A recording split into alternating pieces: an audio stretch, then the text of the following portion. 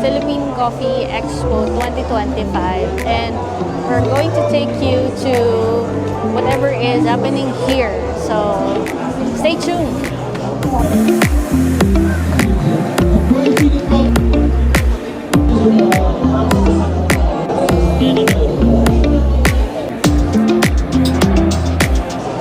So, magtitingin muna kami ng mga stuff here. So, we'll go around and of course take a video of the booths and the experience here. So, let's go!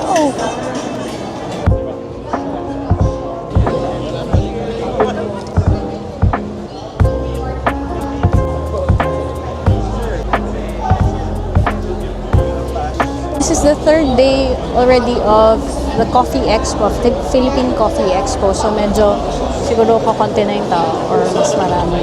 Based on our experience kasi pagka Sunday, especially going to afternoon na, mas konti na yung tao. Pero that's the time when they put almost everything on sale kasi yung iba uuwi na sila ng mga provinces, so ayaw na nilang magdala ng mga items nila na iuwi pa nila sa province. That was our experience before. So kapag kahapon na, isi-sell na namin. Or we will put on sale na everything. So yeah, let's see kung anong makuha natin later, makuha natin dito sa PCE 2025. Let's go! So as architects, lagi kaming pupunta sa mga expo, building expo. Pero this is the hub or the expo for coffee addicts, coffeeholics. So yeah. And of course, mga coffee shop owners, mga ganyan. So dito, pwede kayong makasource ng mga magaganda and high quality coffee machines, grinders, coffee beans. Of course, yung showcase natin kanina, Cordilleran beans and the rest from the Philippines. Also may mga milks and everything, beans, tea, mga ganun. So, yeah, for coffee enthusiasts, this is the best place to go to or event to go to. Lalo na kung nagsa-start pa lang kayong mag-create ng coffee business nyo. And another thing, dito rin kayo makikita ng mga roaster. Of course, may mga fries din.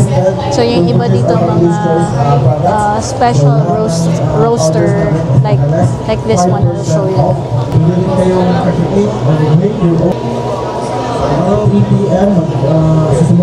Where you can share roast profiles. So this is the default install, but we don't have Wi-Fi here. But once you're connected and get a laptop, you can sort of see the exact graph and sort of exactly how they extract the flavors that they're trying to get out of their beans. Oh yeah, I get it. I know now why it's that expensive. Okay, thank you. Thank you for.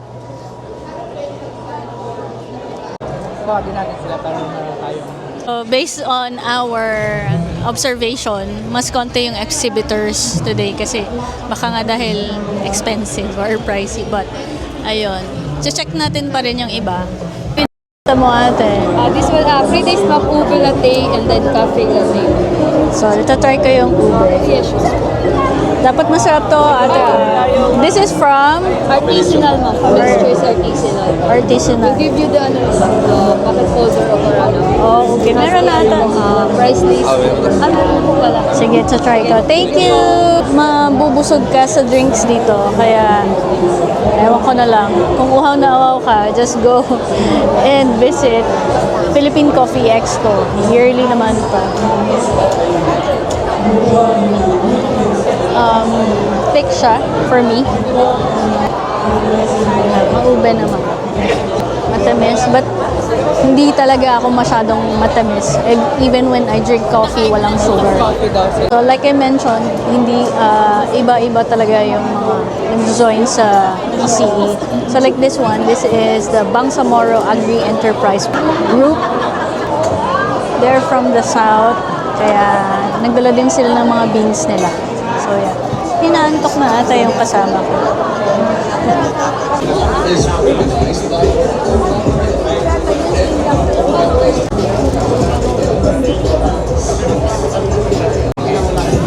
My first budol tayo for today's video, tasting cup.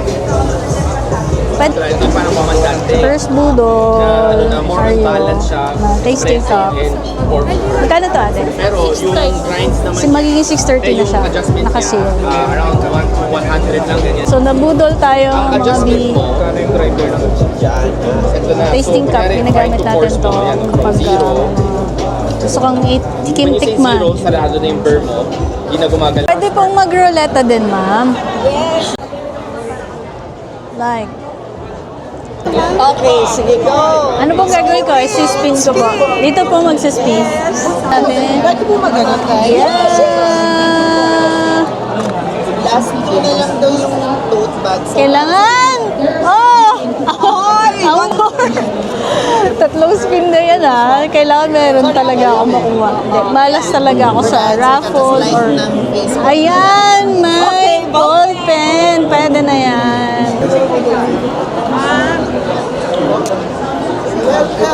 Cool. Pa-ball pen!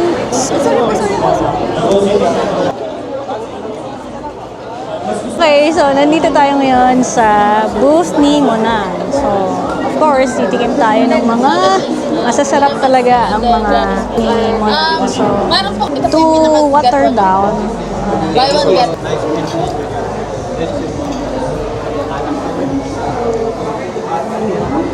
It's orange and then Ito siya, no? Cherry Lipton. Lipton. And this one, ma'am, soda base. Calamansi and So, soda base.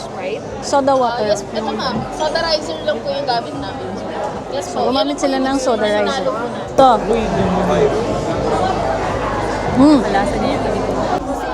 Papakita ko kung sino. Anong gusto nyo makuha? Dito tayo sa, ano? Meron din po. One. Ah, tumutunog pa. Kailangan makakuha tayo ng merch. Kuya, sabi ko na nga ba eh. Sige na, ikaw na. Kasi siya yung may swerte sa mga ganyan-ganyan. So, i-follow mo sila. Tapos, kailangan may makuha ka. Bring home the bacon. Galingan mo. Na! Ano nakuha mo? Sticker. Sticker lang. Oo. Kala ko merch. So we've seen the fun side, the booths, the tasting, the energy, but excellence doesn't happen overnight. Let's dive into the process that takes coffee from farm to cup and the dedication that makes every sip unforgettable.